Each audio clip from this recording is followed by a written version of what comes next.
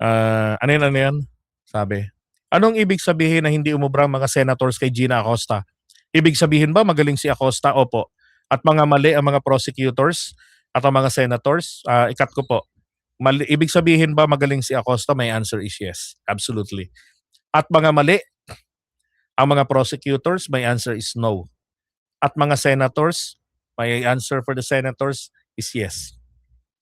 Okay, naguluhan po ba kayo ron? Sana ho pinanood nyo uli. Panoorin nyo yung kanina, yung tinalakay kung bakit ko po nasabing hindi umubra yun. Maging ang mga media, yan rin ang sinasabi. Maging ang mga senador, sumuko talaga sila kay Gina Acosta.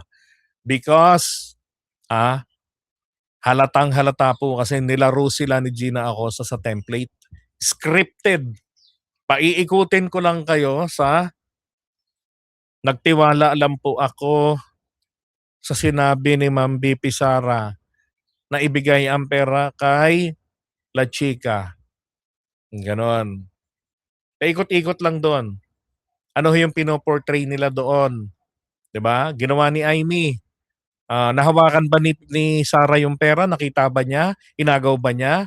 Wala pong ganon, Your Honors. Ano ibig sabihin?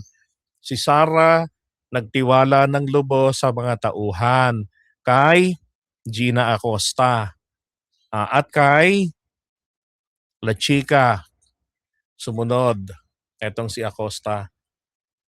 Pero hindi akalain ni Sara, tatanga-tanga si Acosta. Hindi akalain ni Sara, lulustayin lang ni La Chica ang pera. So ganun po ang diskarte nila kahapon ni Tony Acosta. Well coach. Pati yung kung paano yung magiging behavior niya dyan. Diba? Hindi na nga hinimatay eh. Hindi katulad nun sa house, hinimatay. Kasi nabigla sa mga tanong. Plus the pressure pa, nandun yung kanyang kailangang itawid. Andun si Sara nung time na yon. Ngayon dito, wala. Ang sinasabi rin ni Attorney Powa kanina, hindi raw umubra yung mga senador. No? Yung prosecution, kesyo, kesyo tawag dito, consistent etong si si Acosta, no? Consistent in the sense na yung kanyang mga sagot, diba, ay kapareho lang din naman ng kanyang mga naging sagot doon sa House of Representatives nung iniimbestigahan siya. Totoo naman yun. At ako po naman talaga ay natutuwa doon na very, very consistent si Acosta doon sa kanyang naging sagot noon doon sa House of Representatives. Diba? Bakit naman ako tuwan-tuwa doon? Kasi naman, kaya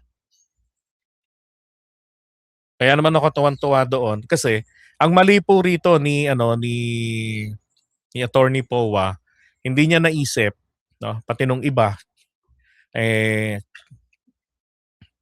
hindi po hinahanap, makinig kayo hindi po hinahanap ng prosecution ang inconsistencies sa testimony ni Acosta sa House of Representatives last year, 2024, sa testimonya niya ngayon. Hindi po inconsistencies. Definitely, she is well coached ng kanyang abogado o kung sino mang nasa likod niya. I'm not saying ito sa Amy Marcos, 'di ba? But it could be. Pero asahan ko pong hindi po siya lilihis doon sa kanyang template. Okay? Pero ano ho yung problema nilang ng depensa dito? Yung doon sa House of Representatives, yung kanyang mga sinabi, isinuka niya po si Sara.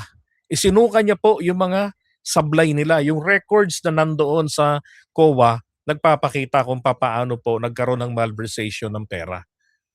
At baka po posibleng mauwi pa nga yan sa technical malversation. 'Di ba? Kung mapapatunayan na yung mga pera na yan, yung pondong yan, hindi talaga totoong nagamit na ipambayad para sa confidential matters. So confidential actions na ginawa, pinangunahan nito ni La Chica. Kailangang ma-establish ni La Chica na nagkaroon talaga ng information gathering, no? Alam niyo, napansin ko lang mga kabayan, yung information gathering nila, putragis pati yung tree planting.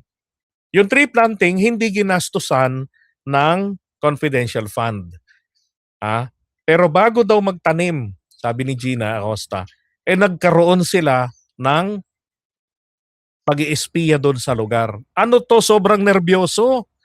Grabe 'no, sobrang nerbiyoso o nerbiyosa ng Vice President natin, 'di ba? Lahat na lang ng bagay pinaghihinalaan. Oo, pati pala sa Davao City pa lang lahat ng lugar, lahat ng gagawin, lahat ng pupuntahan, pinaghihinalaan na nila. Ano 'to, mga adik, tamang hinala palagi, 'di ba? Oh, 'yun ang sinasabi ni Gina Acosta. Pero ang tanong, 'yun po bang ginawa nila doon, totoo kaya 'yun na nagkaroon ng mga gano'ng klaseng activities, na gano'n sila kalala? And is it necessary to conduct confidential activities, 'di ba? Kasi puwede silang humingi ng OVP yan, mayor yan, 'di ba? Pupunta ng isang lugar, naturalmente ang PNP, ang mga sundalo sa probinsya, magpo-provide yan ng advance na puwersa dun sa lugar. Magtatanim lang, magti-tree planting, 'di ba? Lahat yan magkakaroon ng coordination. Oh, magbabantay na yan. Not necessarily kailangan gumastos ng milyon-milyon para diyan sa confidential activities na yan. 'Di ba? Kaya yung sinasabi ko pong hindi sila umubra kahapon, absolutely hindi sila umubra. Ang tanging umubra lamang po ang prosecution, siligutan. Pero yung mga senador, wala po silang mapiga-piga dito because they're trying to solicit new information mula sa kanya. Oh, pero ang problema nga, umiikot lang doon sa scripting. Kaya ang demand ng mga senador po kahapon, ilabas nyo na si La Chica na magkatsikahan na po tayo. Tama, Maribig Giray, kabayan. Kulang pa yung 400 na bodyguard si Sarah.